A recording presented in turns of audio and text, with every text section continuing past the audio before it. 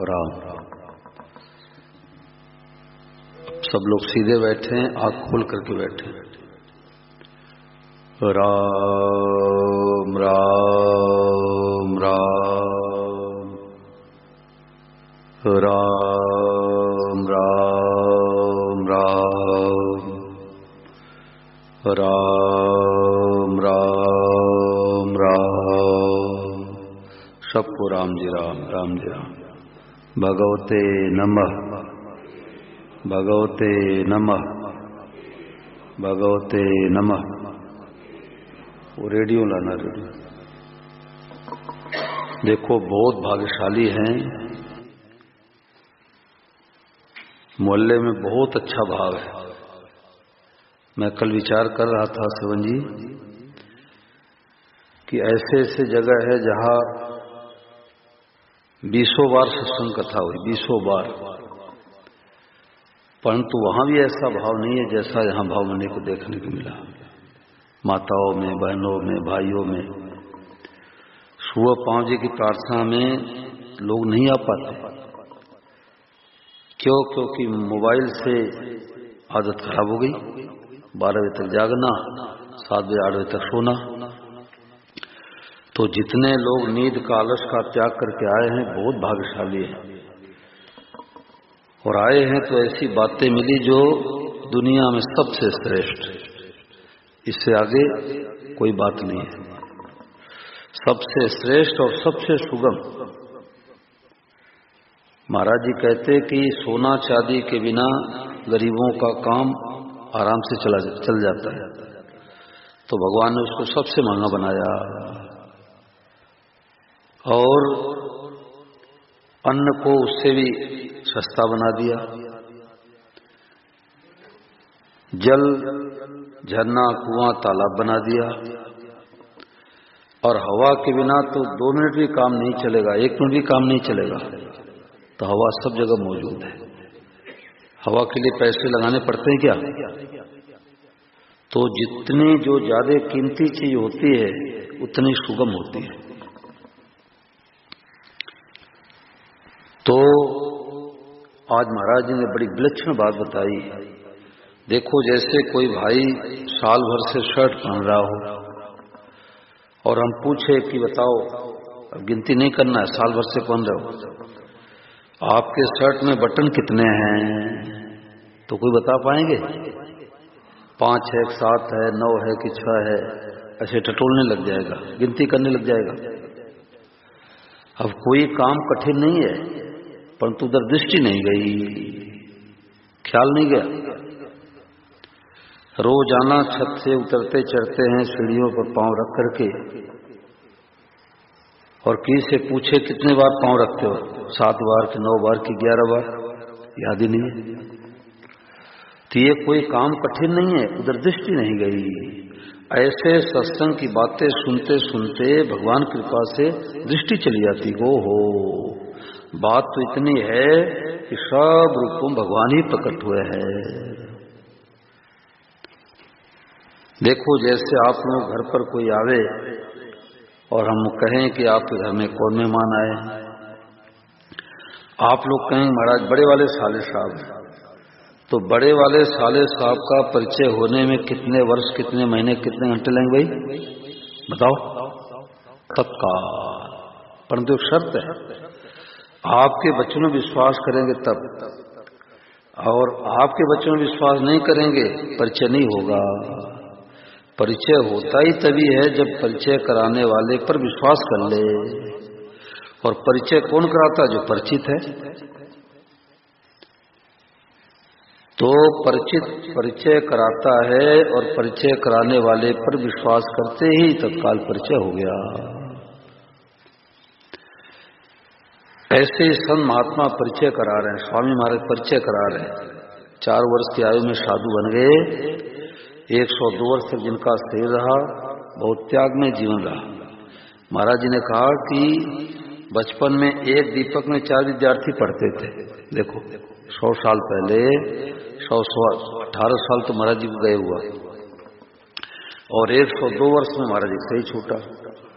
तो 125 से 150 साल पहले बिजली थी नहीं, कहीं होगी तो पता नहीं। तो महाराज जी कहते एक दीपक में 4 विद्यार्थी पढ़ते थे। अलग अलग विद्यार्थियों के लिए दीपक कहां से आवे? और दूध पीने को मिलता नहीं था। महाराज जी ने कहा वृंदावन में भिक्षा मांगने जाता था तो भरपेट रोटी नहीं मिलती थी। शरीर युवा थी, भूख ज्यादा लगती थी और भिक्षा पर्याप्त मिलता नहीं था। तो इतना कष्ट पा करके और एक एक दिन में 12-12, 15-15 घंटे सत्संग सुनाते महाराज जी। इस गांव में गए, उस गांव में गए, पैदल जाते, बेवाइयां फट जाती। इतना कष्ट पा करके और जो ज्ञान अर्जित किए, तो हम लोगों को बात बता रहे हैं कि अरे भाई सब के सब इस बात को पकड़ लो, कोई अनाधिकारी है ही नहीं। महाराज जी ने कहा कि केवल इतना स्वीकार कर ले कि भगवान इस रूप से प्रकट हुए हैं, ऐसा सुगम काम कोई है नहीं, हुआ नहीं, होगा नहीं, हो सकता ही नहीं। मैं धोखा नहीं देता हूं, ठगाई नहीं करता हूं, विश्वासघात नहीं करता हूं, एकदम सच्ची बात कहता हूं। आप यह आश्चर्य मत करो कि इतनी जल्दी कैसे हो जाएगा, बिल्कुल हो जाएगा, इसमें किंचित मात्र भी संदेह नहीं है। राजस्थान में एक जगह सत्संग चल रहा था, कथा हो रही थी। तो हम थे और एक सदेशी आनंद जी महाराज। तो मैं कथा सुना करके आदर्श पार्क था वहां पर एक तरफ बैठ गया। तो हमारे साथ में आकर के एक सज्जन बैठ गए, उनका नाम हरि गुप्ता जी है, कथा करवाते रहते हैं श्री गंगानगर राजस्थान में। तो हरि गुप्ता जी आकर के हमारे पास में बैठ गए। तो एक सज्जन ढूंढते ढूंढते आए, मेरे से बोले कि महाराज हरि गुप्ता जी कहाँ मिलेंगे? मैं तो ढूंढ ढूंढ के परेशान हो गया। देखो हरि गुप्ता जी सामने बैठे हैं और कह रहे हैं कि हम हरि गुप्ता जी कहाँ, मैं ढूंढ ढूंढ के परेशान हो गया। और जैसे मैंने कहा कि यही तो है हरि गुप्ता जी, ओहो हरि गुप्ता जी यही है, ओ राम जी राम राम। कितना समय लगा, यानी परिचय तत्काल होता है। तो ये संत महात्मा हम लोग को परिचय करा रहे हैं, जिसको तुम जगत मानते हो, किसी को अच्छा मानते हो, किसी बुरा मानते हो, किसी से बैर करते हो, किसी से प्रेम करते हो, ये सब रूपों में भगवान ही प्रकट हुए हैं। अंतिम बात और सबसे सुगम बात, हम लोग आसाम गए थे तो डिब्रूगढ़ एक जगह है। तो वहां के लोगों ने कहा कि महाराज डिब्रूगढ़ जो है ये भारतवर्ष का सबसे अंतिम स्टेशन है, उसके बाद कोई दूसरा देश चाइना आदि लग जाता है। तो ये जो बात है डिब्रूगढ़ का स्टेशन है, सबसे अंतिम बात। इससे अंतिम बात कोई हुआ नहीं, कोई होगा नहीं, कोई हो सकता ही नहीं। अब प्रश्न उठता है कि हमें तो खंबा दिखाई देता है, लाइट दिखाई देता है, चोर दिखाई देते हैं, शराबी दिखाई देते हैं। अरे भाई किसी के नेत्र में मोतियाबिंद हो जाए तो पंखा भी नहीं दिखाई देगा, लाइट नहीं दिखाई देगा, गाड़ी नहीं दिखाई देगी। तो वस्तु की का भाव है कि हमारे आंखों में कमजोरी है। बोलो आंखों में कमजोरी है। ऐसे हम अपने लोगों से राग कर लिया, आसक्ति कर लिए और दूसरों से बैर कर लिया। अब राग द्वेष का मोतियाबिंद हो गया तो सामने की वस्तु दिखाई नहीं देती। और हर विषय के हर लोग जानकार होते हैं क्या भाई? बताओ, सब विषय के सब जानकार होते हैं क्या? बताओ गुप्ता जी, सब विषय के सब जानकार नहीं होते। अंग्रेजी का ट्रांसलेशन करवाना होता है तो अंग्रेजी के अध्यापक को ढूंढते हैं। गणित का सवाल हल करना है, a वर्ग माइनस b वर्ग का गुणनखंड क्या होगा, तो गणित के अध्यापक के पास जाते हैं।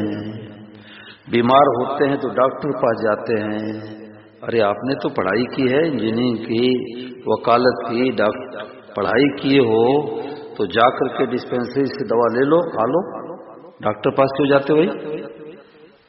तो दवा कौन सा हमारे अनुकूल पड़ेगा डॉक्टर बताएगा। अंग्रेजी की बात अंग्रेजी का अध्यापक बताएगा, संस्कृत वाला संस्कृत का बताएगा। ऐसे भगवान का मार्ग कौन बताएंगे? जो जीवन मुक्त महापुरुष संत है वो बताएंगे। एक बार वृंदावन में मैंने खोज किया, रिसर्च किया कि सब विषय के सब जानकार होते हैं क्या। तो मैंने क्या खोज किया कि 1 बीघे खेत में 40 किलो गेहूं बोया जाता है। किसी प्रदेश में कम, किसी प्रदेश में 2-5 किलो ज्यादा। तो 1 बीघे खेत में 40 किलो गेहूं बोया जाता है, तो 1 बीघे खेत में बाजरी कितनी बोई जाएगी। तो मैंने सोचा कि कई डिपार्टमेंट वालों से पूछता हूं। तो हिमाचल प्रदेश में गर्मी के दिनों हम लोग जाते उधर कथा करने, जैसे अभी मौसम है वैसे मई जून में उधर मौसम रहता है, और इतना सुंदर वहां मकान बनाते हैं कि ऐसा सुंदर किसी प्रदेश मकान दिखता ही नहीं। उन लोगों को रंग रोशन बहुत शौक है और बड़ी ईमानदारी, बड़ी सच्चाई, और पहाड़ों में बसे। देखने से ऐसा आता है कि नाले में घर बना रखे हैं पहाड़ों में, और वहां 9-10 बजे के बाद रात्रि में बाहर आदमी नहीं दिखेंगे। वो तेंदुआ रहते, तेंदुआ वो आदमी को उठा ले जाते हैं। और वहां कुत्ते भी जो होते हैं वो बाहर नहीं रहते, कुत्ते को तेंदुआ उठा ले जाता है। वो ऐसे कोठरी बना देते जालीदार, भूख तो सकता है लेकिन बाहर नहीं निकल सकता। बाहर जावे तो तेंदुआ उसको उठा ले जाएगा। तो मैंने डॉक्टर साहब से पूछा वहां पर कि डॉक्टर साहब, 1 बीघे खेत में 40 किलो गेहूं बोया जाता है, तो बाजरी कितनी बोई जाएगी। उन्होंने कहा हमारा दाना तो छोटा होता है, तो 40 किलो बाजरी बोई जाएगी। मैं नोट कर लिया। एक प्रोफेसर साहब से पूछा जयपुर में, मैंने कहा घनश्याम जी आप बताओ। तो उन्होंने कहा कि महाराज दाना छोटा होता है, 20 किलो बाजरी बोई जाएगी। अब देखो जोर सब लोग लगा रहे हैं, उत्तर सटीक किसी का नहीं आ रहा है। तो एक रेलवे ड्राइवर से पूछा कटनी, उन्होंने कहा 20 किलो। एक अध्यापक से पूछा उत्तर प्रदेश से, बोले 20 किलो। एक आचार्य जी से पूछा तो उन्होंने कहा हमारा 15 किलो। एक ब्रह्मचारी जी बैठे तो मैंने कहा बताओ, बोले 10 किलो तो डालना ही पड़ेगा। अब आप बताओ भाई, जो खेती करने वाले हैं कितना डालना पड़ेगा, बताओ श्रवण जी, कितना डालना पड़ेगा। सटीक उत्तर कौन बताएगा, किसान बताएगा। आपकी जो जानकारी है आपके डिपार्टमेंट की जानकारी आपको है, परंतु बाजरी कितनी बोई जाएगी ये तो किसान बताएगा। तो मैंने उत्तर प्रदेश में एक परिचित सज्जन से फोन किया कि जो किसान खेती बाड़ी करने वाले, मैंने सोचा आप कहेंगे बाबा जी बन गए तो गेहूं बाजरी की बात क्यों करते हैं।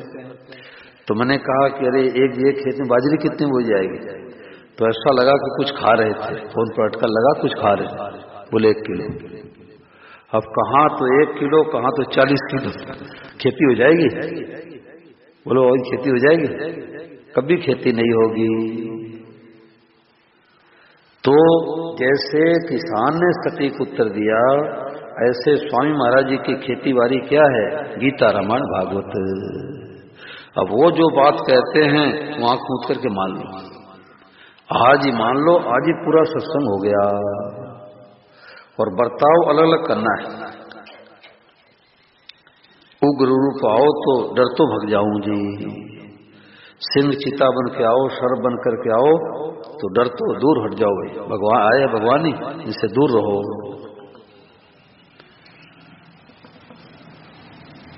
बड़ी गहरी बात।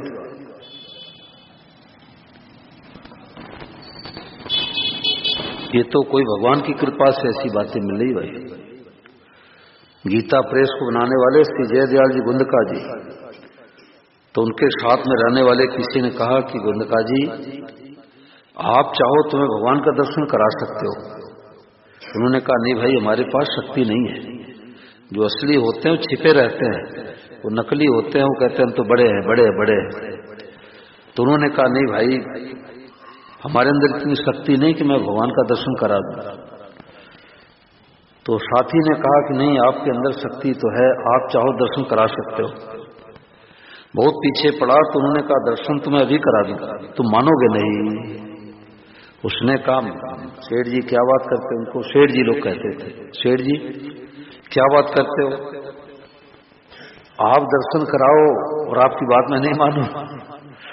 तो सेठ जी ने क्या किया, हाथ पकड़ के कमरे से बाहर ले गए, बोले देखो सूर्य साक्षात भगवान है। तो साथी ने कहा क्या कहा हैं, इनको तो मैं रोजाना देखता हूं। अरे देखते तो हो, परिचय नहीं हुआ है, परिचय नहीं हुआ है। सूर्य भगवान साक्षात भगवान है, साक्षात भगवान है। अब हम लोग तो रोजाना देखते हैं, इसलिए कीमत नहीं समझते। मैंने सुना है कि जो नीचे पाताल लोक है, जमीन के नीचे कई लोग हैं, तो पाताल लोक में सूर्य भगवान नहीं है, वहां अंधेरा ही अंधेरा रहता है। अब वहां के लोग यहाँ आ जाए तो कितने खुश हो जाए, और हम लोग सूर्य भगवान के रोजाना दर्शन करते हैं, खुश होते हैं क्या? अरे आज सूर्य भगवान उदय हो गए, सूर्य भगवान उदय हो गए। दिसंबर जनवरी के महीने में 5-7 दिन जब दर्शन नहीं होते तब व्याकुलता रहती, ओहो आज तो सूर्य भगवान के दर्शन हो गए, धूप हो गई। तो वंदका जी ने कहा कि सूर्य साक्षात भगवान है। उन्होंने कहा इनको तो मैं रोजाना देखता हूं, देखते हो, परिचय नहीं हुआ। अब एक आदमी रोजाना घर के बाहर से जाता था, पिताजी ने बेटे से कहा, 10 साल के बेटे से, कि बेटा तुम जानते हो व्यक्ति कौन है? बोले ना। बोले जज साहब। ओह जज साहब, हम तो साधारण व्यक्ति समझते थे, जज दिखाई दे दिए। तो परिचय तत्काल होता है। तो अब वो कुसंग क्या है कि घड़ी है, ये तो दुनिया ही मानती घड़ी है। सत्संग क्या है, साक्षात भगवान घड़ी बने हैं। परिचय नहीं हुआ तो गिलास है, सत्संग हो गया तो गिलास नहीं है, गिलास के रूप में साक्षात भगवान बने हैं। जब गीता में भगवान कहते बीजम माम सर्वभूता नाम विद्यपाल सनातनम बुद्धिर बुद्धिमताम अस्मि तेजस तेजस्विनाम हम, संपूर्ण चीजों का बीज मैं हूं।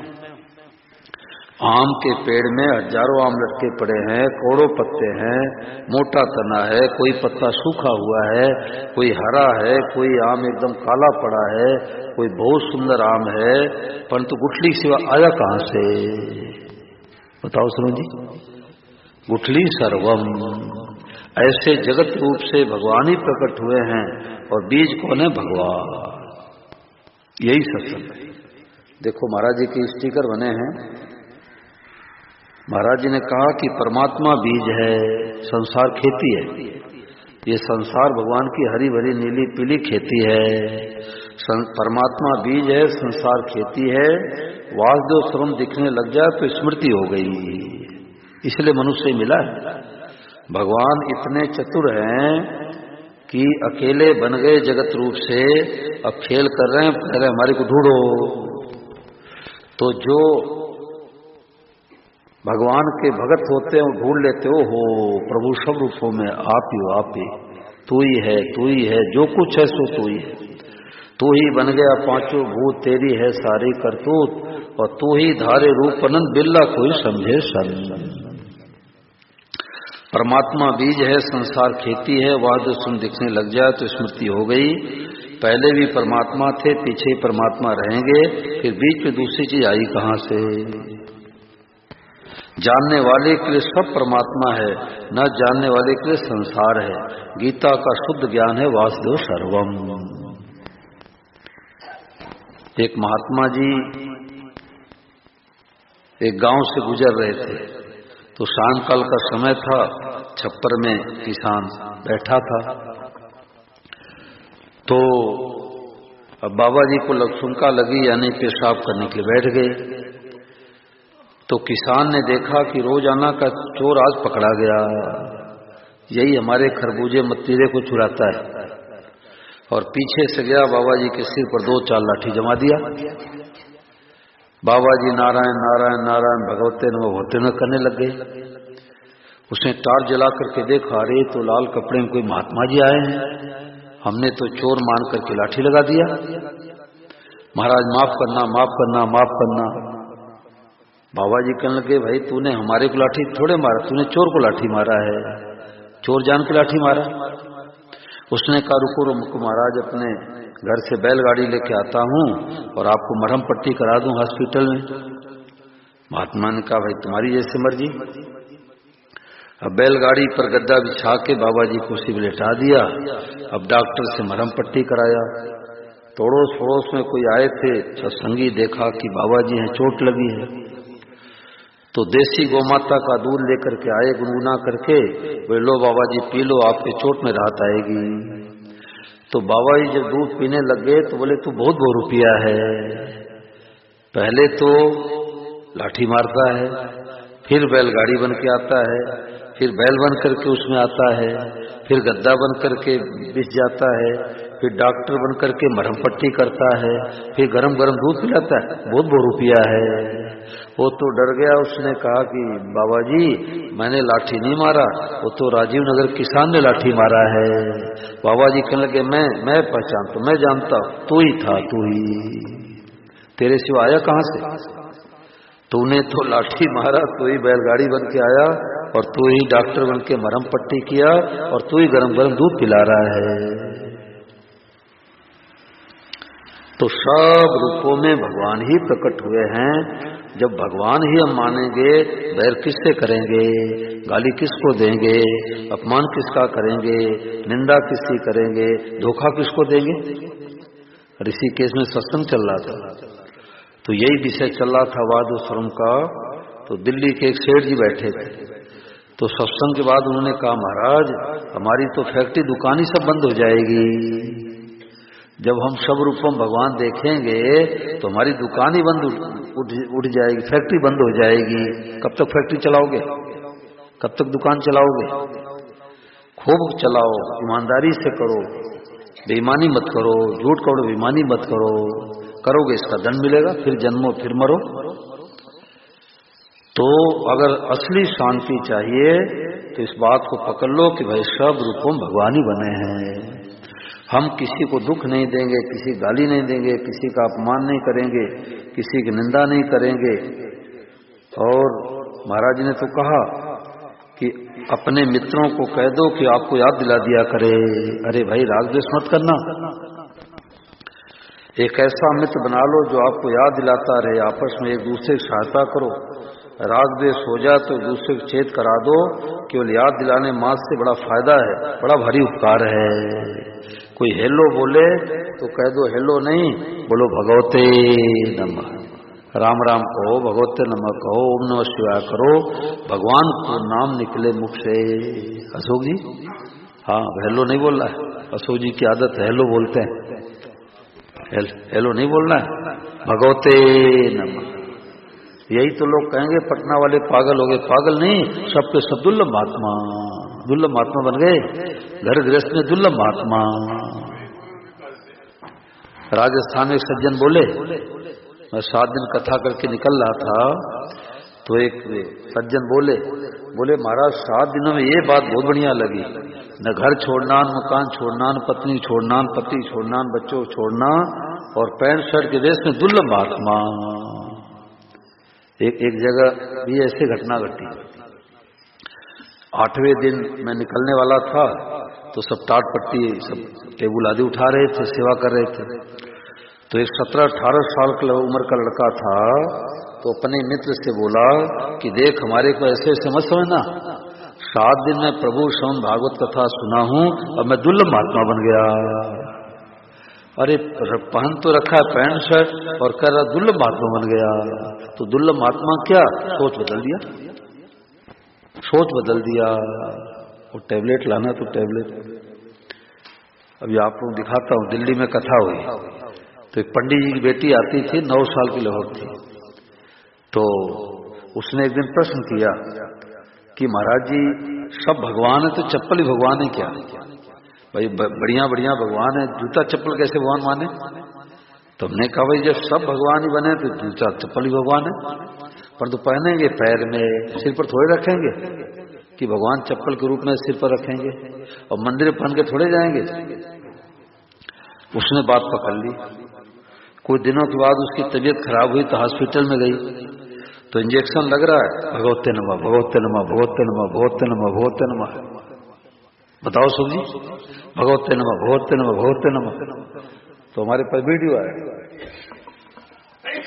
तो उस वीडियो दिखाता हूं।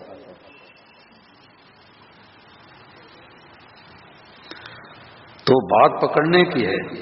अब इस बात को चाहे अभी पकड़ो, चाहे 10 सालों के बाद पकड़ो, चाहे 10 जन्मों के बाद पकड़ो, इस बात को पकड़े बिना असली शांति मिलेगी नहीं।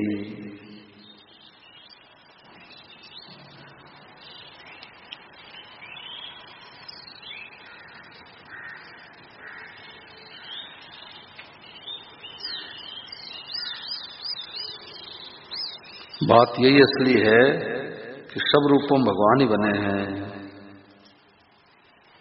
मन में जो आवे वो दे,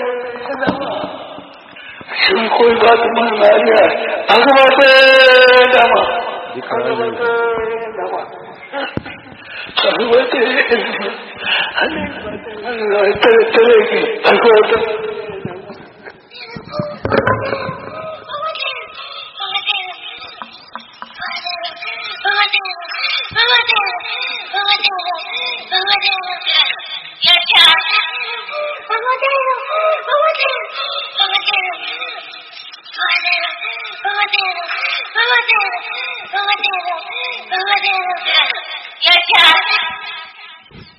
अब विचार करो कि हम लोग बीमार होते हैं तो किसकी याद आती है? हाय मैया, हाय मैया, हाय मैया बप्पा करते हैं, करते नहीं करते? और उस बालिका ने बात पकड़ ली, भगवते नमः। देखो 8वीं का बच्चा पढ़ने वाला, और उसके यहाँ सत्संग हुआ तो उसने बात को पकड़ लिया। तो एक जगह सत्संग हो रहा था तो उससे मैंने पूछा कि भगवते नमः क्या होता है। अब देखो उत्तर देता है। तुम्हारा क्या नाम है? मेरा नाम आलोक है। कहाँ के रहने वाले हो? हरियाणा, विशाल सूर्यनगर। अच्छा, कौन सा क्लास पढ़ते हो? मैं 8th क्लास में पढ़ता हूँ। तुम्हारे हाथ में क्या है? मेरे हाथ में भगवते नमः। भगवते नमः का मतलब? भगवते नमः का मतलब सब रूपों में भगवान है। हे भगवान, मैं आपको प्रणाम करता हूँ। अच्छा, किस किस रूप में है भगवान? भगवान सब रूपों में है। दादा दादी भगवान, माता पिता भगवान, बहन भाई भगवान, पंखा भगवान, टेबल भगवान, लाइट भगवान, सब कुछ भगवान है। सब कुछ भगवान है। इससे क्या लाभ होगा? इससे हम किसी का बुरा नहीं चाहेंगे। खास बात। अच्छा, और तो सबके साथ एक जैसा बर्ताव करे? नहीं, भगवते नमः तो सब जगह है, पर किसी के साथ बर्ताव एक जैसा नहीं करना। जैसे रक्षाबंधन के दिन बहन ही राखी बांधती है, पत्नी नहीं बांधती। और अगर कोई हमसे पूछे तो हम रास्ता पूछे तो हम इस उंगली से बता देंगे कि वहाँ जाना है। अगर हम इस उंगली के जगह अंगूठी से बता दें तो वो बोलेगा कि अब तो हम तुम्हारे गाँव में आए हैं, हमारे गाँव में आना, हम भी बताएंगे। बर्ताव अलग? जी महाराज। और तुम्हारे घर में भगवान है? जी महाराज। कौन से भगवान? लड्डू गोपाल। तुम्हारे क्या लगते हैं? मेरा भाई है। छोटा कि बड़ा? छोटा भाई है। तो रोजाना दूध पिलाते हो? जी महाराज जी, रोजाना। अच्छा, और माला भी जपते हो रोजाना? जी महाराज जी, माला भी। कितना जप लेते हो लगभग? गिनता नहीं महाराज। फिर भी लगभग 2, 3, 6 तो लगभग 6 माला रोजाना? जी महाराज। अच्छा, कभी कभार रह भी जाती है, हो जाती है। सत्संग की बातें खास क्या लगी? सत्संग की 2 बातें खास है। पहली बात प्रभु से संबंध जोड़ना, और दूसरी बात सब रूपों में भगवान देख के भगवते नमः कहना। तो स्कूल जाते हो वहाँ भी बोलते हो क्या? बोलते हो? जी महाराज जी। किसको बोलते हो? मैम को भगवते नमः, बेंचों को भगवते नमः, दोस्तों को भगवते नमः, पुस्तक को भगवते नमः, बैग को भगवते नमः, पेन को भगवते नमः, सबको भगवते नमः। भगवते। देखो बात पकड़ने की है। तो ये बातें भगवान के कृपा के बिना ऐसी बातें सुनने को नहीं मिलती, सुनने को नहीं मिलती। 4 साल का बच्चा, और 4 साल नहीं 3 साल से भी तो उम्र का, गांव में सत्संग हुआ, हरियाणा की बात है। तो उसने गोपाल को भाई बना लिया। तो 2 गोपाल लेकर के आया, माता पिता साथ में। तो मैंने उससे पूछा कि तुम्हारे गोपाल लेके जाऊं? तो उसने कहा मारो है, हरियाणा राजस्थान में मेरा को मारो कहते हैं। तो मैंने कहा ये गोपाल? बोले ये भी मारो है। बोले ये गोपाल? बोले थारो है। थारो मतलब आपका है। मेरे को बोला कि आपका है। तो मैंने कहा तुम्हारे गोपाल लेके जाऊं? तो उसने कहा क्यों? मैंने कहा मैं तो लेके जाऊंगा। तो उसने कहा मैं मारूंगा। तो मैंने कहा मैं तो लेके जाऊंगा, तो गोपाल गोद में ले लिया, गोपाल मारो है। इतना ही सत्संग है कि भगवान मेरे हैं। अब देखो इसकी 58 सेकंड की वीडियो बनी है। इसका गोपाल है, हमारा है कि उसका है? हमारा है। कौन सा ये गोपाल है क्या? अच्छा, इसका नाम क्या है? ये मेरा है। अच्छा, और ये? अच्छा, तुम्हारा है। तो तुम्हारे गोपाल को ले जाऊं मैं? ले जाऊं अपने घर पर? मैं ले जाऊंगा, मैं लेके जाऊंगा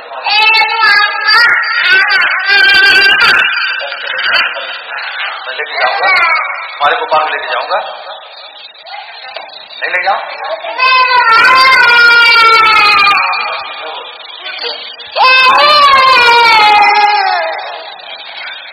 गोपाल मारो है, इतना ही सत्संग है भाई। हमने आके संसार में मारो मारो मेरा मेरा कहने लगे तो सत्संग से क्या जागृति मिली कि गोपाल मारो है, भगवान मेरे हैं। ये भगवान की कृपा के बिना ऐसी बातें सुनने कहने को भी नहीं मिलती। वो कृपा है।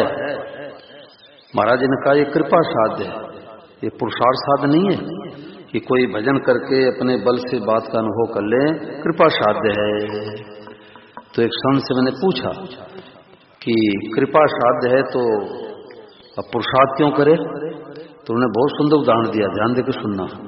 उन्होंने कहा एक बौना आदमी, 3 फुट का आदमी, और आम तोड़ रहा था, 7 फुट ऊंचाई पर आम था, और 3 फुट का जो बौना आदमी था उछल कूद कर रहा था और पानी रहा था।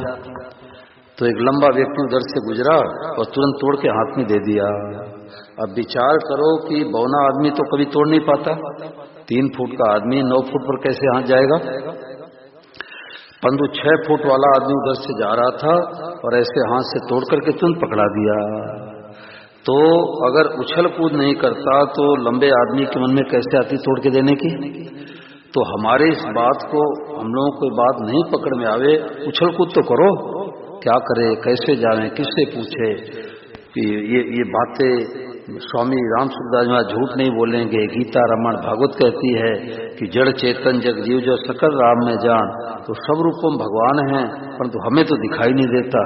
भगवान के सामने रो, भगवान सामने गिड़ाओ कि महाराज शरीर का कुछ पता नहीं है, कब मौत रूपी ट्रेन आ जाए कुछ पता नहीं है, और राग द्वेष करते जाएंगे फिर जन्म मन में आना पड़ेगा।